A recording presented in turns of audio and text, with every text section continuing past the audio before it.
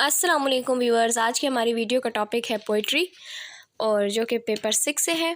Poetry میں آج آپ کو قبلہ خان کی پوئم کو ڈیٹیل میں بتاؤں گی کہ قبلہ خان کے رائٹر کون تھے اور انہوں نے اس پوئم میں کس چیز کا تذکرہ کیا ہوا ہے۔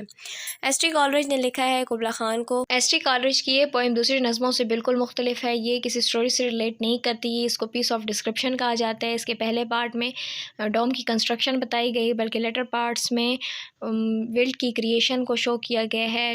ایس ٹی کالرج نے بتایا کہ ان کا یہ ایک خواب تھا جس میں انہوں نے یہ 300 لائنز اور اس کے ساتھ ساتھ ڈوم کی کنسٹرکشن دیکھی ہے، پھر انہوں نے یہ پوئم لکھی ہے، اس لیے اس کو ویژن آف فریگمنٹ بھی کہا جاتا ہے۔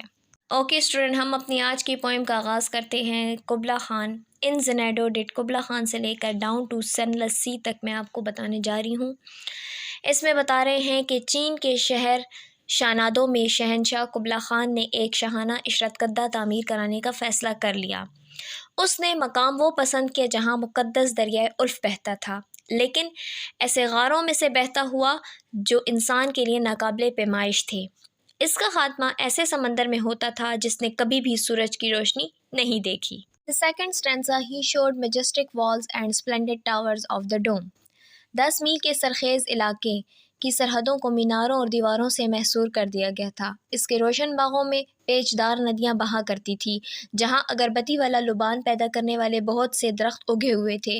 اس جگہ پہاڑوں جتنے قدیم جنگل اگے پڑے تھے جو سبززاروں کی کہیں دھوپ لگنے والے مقامات کو گھیرے میں لیے ہوئے تھے۔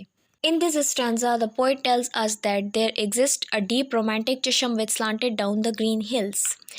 وہ والا گہرا رومانی شگاف بڑا دلکش تھا جو کہ ترچا واقعہ تھا۔ یہ تو بڑی وحشتناک جگہ تھی، اتنی مقدس اور سحر زدہ جتنی وہ جگہ جہاں ڈھلتے چاند کے نیچے آمد و رفت رکھی ہو، کسی ایسی خاتون نے جو اپنے دیو ہیکل عاشق کے منہ پھیر جانے پر واویلا کر رہی ہو۔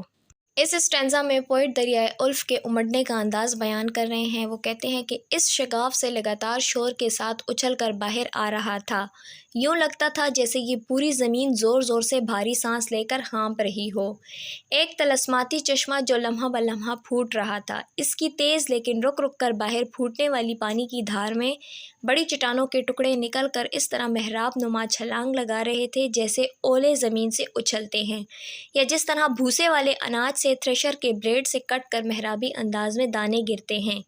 ان رقص نما حرکت والے چٹانوں کے ٹکڑوں کے درمیان پھوٹ پھوٹ کر ہر لمحہ نکل رہا تھا مقدس دریائے الف، جو 5 میل کے پیچدار راستوں پر بھول بھلیا بناتا تھا۔ یہ مقدس دریائے الف ہر جنگل اور وادی سے گزرتا تھا، پھر ان غاروں میں سے گزرتا تھا جن کو انسان اب تک نہ ناپ سکا، اور شور غوغا کرتا ہوا زندگی سے محروم سمندر میں گرتا تھا۔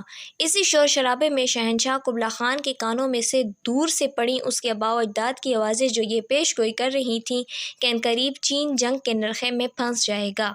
اس اسٹینزا میں پوئٹ ڈوم کی شڈو کا ذکر کر رہے ہیں کہ اس عشرت کدے کا عکس دریائے الف کی موجوں کے عین وسط میں بہہ رہا تھا۔ یہیں سے سنائی دے رہی تھی وہ ملی جلی آواز جو فوارہ کے شور اور غاروں کی خاموشی سے ٹکرا کر اٹھ رہی تھیں۔ یہ جو ڈوم ہے وہ ایک شاذ و نادر اسکیم کا معجزہ ہے، یعنی یہ برفانی غاروں والا سورج کی روشنی سے لیس عشرت کدہ ہے۔ اس اسٹینزا میں پوئٹ اپنے خواب کا ذکر کر رہے ہیں کہ ایک پیانو نما ڈلسمر آلہ بجاتے ہوئے دوشیزہ کو میں نے ایک دفعہ اپنے خواب میں دیکھا۔ یہ ایک افریقی ملک حبشہ کی لڑکی تھی، اپنے ڈلسمر پر وہ دھن بنا رہی تھی کوہ عبورہ کے رومانی قصوں کے بارے میں نغمہ گاتے ہوئے۔ اس اسٹینزا میں پوئٹ اپنا اسٹرانگ بیلیف شو کر رہے ہیں کہ اگر میں اپنے دل و دماغ میں دوبارہ بحال کر لوں اس کا ساز اور گیت، تو پھر اتنی گہری خوشی مجھ پر غالب آ جائے گی کہ زوردار سر اور لمبے تال کے ساتھ میں قبلہ خان کا عشرت کدہ ہوا میں ہی بنا لوں گا اور حوض کوثر بھی پی لوں گا۔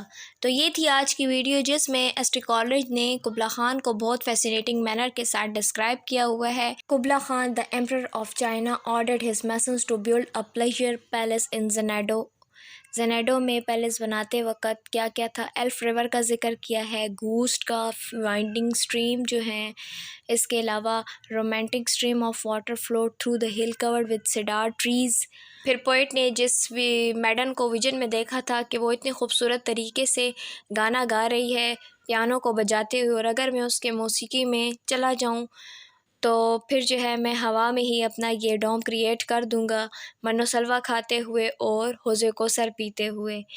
تو یہاں پہ رائٹر نے جو ہے وہ symbol of creative power show کی ہوئی ہے، تو بہت ہی خوبصورت طریقے سے ایسٹر کالج نے اس کو قبلہ خان کو بیان کیا ہے۔